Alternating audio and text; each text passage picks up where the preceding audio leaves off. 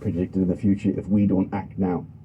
I don't know if you're aware, there's a court case going on. I believe it's in South Africa.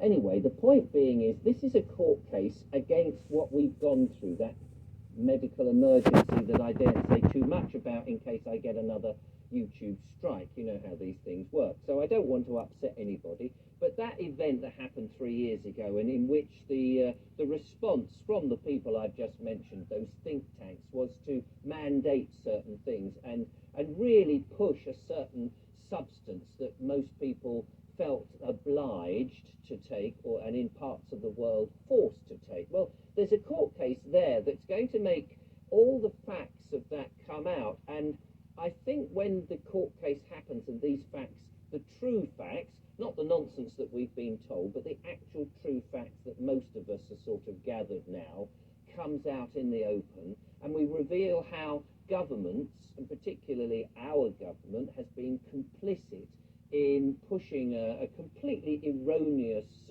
narrative, one that they knew was nefarious, in fact, and detrimental to the people. When this court case happens, I honestly believe that the government and Parliament and the Prime Minister's office, these corporations, these businesses, and it all comes out, I think the government, the Parliament and the Prime Minister's office are finished.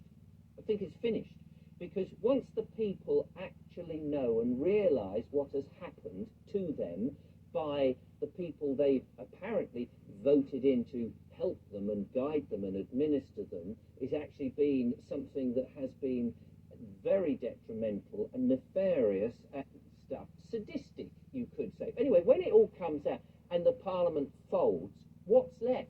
Well, then all that's left, in theory, is the King. The King would have to step in, wouldn't he? The one that has been, up until extremely recently, so he says, involved with the very people who've been telling the government to give us the you-know-what. So do we want him, when the thing hits the fan, do we want him to actually then step in and rule us? Because if we don't, we have the power not to. But there is, of course, a clause, a way out of all of this if we don't want what is happening. We, the sovereign people. And it reminded me of lawful rebellion. And I just want to read what has been written here. Your right under Magna Carta.